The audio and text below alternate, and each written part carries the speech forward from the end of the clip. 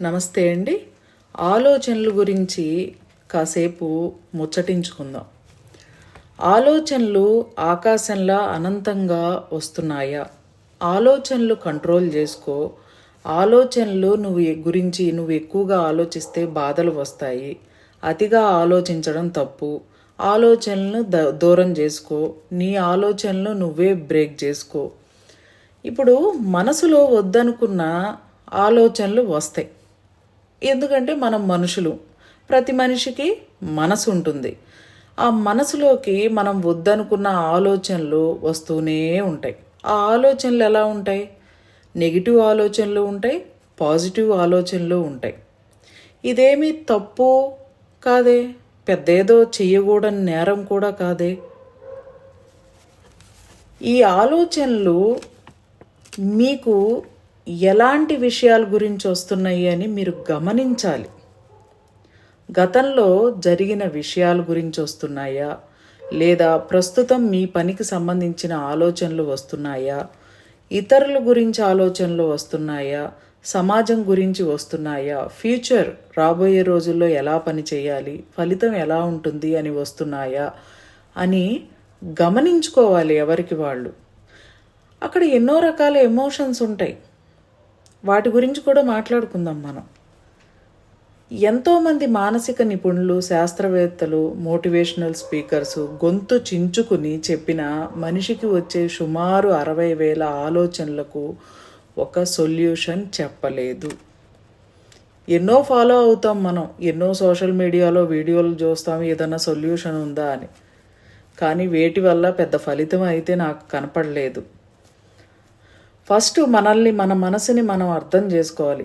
నేను అర్థం చేసుకోవాలి నా మనసుని, అలాగే మీ మనసుని మీరు అర్థం చేసుకోవాలంటే మీ మనసులో వచ్చే ఆలోచనలు గమనించి అర్థం చేసుకోవాలి. ఇక్కడ ఆలోచనల మీద యుద్ధం చేయడం కరెక్ట్ కాదు. యుద్ధం చేయడం అంటే మీ మీద మీరే యుద్ధం చేసినట్టు కదా. ఎందుకు యుద్ధం చేయాలి? గమనిస్తే సరిపోతుంది కదా. ఇప్పుడు మీ మనసులో నెగిటివ్ ఆలోచనలు పదే పదే వస్తున్నాయి అనుకోండి. మీరు డాక్టర్ దగ్గరికి వెళ్తే ఆ ఆలోచనలు ఏమీ రాకుండా చేయరు. మీకు మత్తునిచ్చి నిద్రపోయే ట్యాబ్లెట్లు ఇస్తారు. నాకు అర్థం కాని విషయం ఏమిటంటే ఆలోచనలు నియంత్రించుకో, కంట్రోల్ చేసుకో అని చెప్తారు. ఎవరి మీద ఎవరు యుద్ధం చేసుకోవాలి చెప్పండి? మనల్ని మనం హింసించుకోవాలా? అది ఎంతవరకు కరెక్ట్ చెప్పండి? నేను అనుభవపూర్వకంగా తెలుసుకున్న విషయాలు మాత్రమే మీతో చెప్తున్నాను. ఫస్ట్ మీ ఆలోచనల్ని గమనించండి. ఎలాంటి ఆలోచనలు వస్తున్నాయి, ఆ వచ్చే ఆలోచనలు ఏ ఎమోషన్తో ఉన్న ఆలోచనలు వస్తున్నాయి, ఆ ఆలోచనలు మిమ్మల్ని బాధ పెడుతున్నాయా, మిమ్మల్ని ఏడిపిస్తున్నాయా, ఆందోళన కలుగు చేస్తున్నాయా అని అబ్జర్వ్ చేయండి. మిమ్మల్ని బాధకు, ఆందోళనకు గురి చేసే ఆలోచనలైనా, ఏడిపించే ఆలోచనలైనా వెంటనే అక్కడ మీరే మీ మనసులో ఇలా ప్రశ్న వేసుకోండి. ఇదంతా అవసరమా? గతంలో జరిగిపోయినవి ఇలాంటివి గుర్తు తెచ్చుకుని నేను మళ్ళీ ఏడవడం, బాధపడడం అవసరమా అని ఒక 10 సార్లు క్వశ్చన్ రివర్స్లో వేయండి.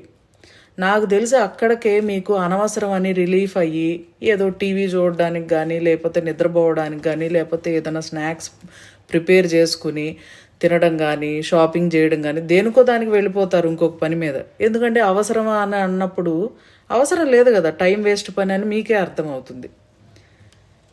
ఇంకా ఇలా కూడా మీరు రిలీఫ్ కాకపోతే బ్రీతింగ్ ఎక్సర్సైజ్ చేయండి. చక్కగా కూర్చుని వెన్నుపూస అంటే స్పైను నిటారుగా పెట్టి బ్రీతింగ్ ఎక్సర్సైజ్ చేయండి. సుమారు ఒక 2-3 నిమిషాలు చేయండి. ఇలాంటి చిన్ని చిట్కాలు పాటించండి. అప్పుడు కూడా మీరు రిలీఫ్ అవ్వలేదనుకోండి, మీరు ఫస్ట్ మీ ఇంటిని చెక్ చేసుకోండి. తలుపులన్నీ వేసి, కిటికీలు తలుపులు వేసేసి ఉంచుతున్నారా అంటే ఇలా క్లోజ్ చేసి ఉండటం వల్ల ఏమవుతుందంటే మీరు వదిలే కార్బన్ డయాక్సైడ్నే మీరు పీల్చుకోవాల్సి వస్తుంది. దానివల్ల ఇలాంటి డిస్టర్బెన్స్ కూడా కలగవచ్చు. మీ మైండ్ డిస్టర్బెన్స్ అవ్వడం వల్లే మీకు ఇలాంటి ఆలోచనలు, నెగిటివ్ ఆలోచనలు వస్తున్నాయి. ఈ ఆలోచనల వల్ల డిప్రెషన్ కలుగుతుంటే ఇంకా మీకు గతం గుర్తు చేసే ఆలోచనలు వచ్చి మిమ్మల్ని ఏడిపిస్తుంటే, బాధ పెడుతుంటే, మిమ్మల్ని ఆందోళనకు గురి చేస్తున్న universal life style drugless treatment సెంటర్ని సంప్రదించండి. డ్రగ్లెస్ ట్రీట్మెంట్ సెంటర్ అంటే మందులు వాడకుండా వైద్యం చేసే విధానం. ఈ సమస్య నుండి బయటపడి ఆనందంగా, ఆరోగ్యంగా జీవించండి. మా యొక్క అడ్రస్ డీటెయిల్స్ వీడియోలో ఉన్నాయి, చూడండి, సంప్రదించండి.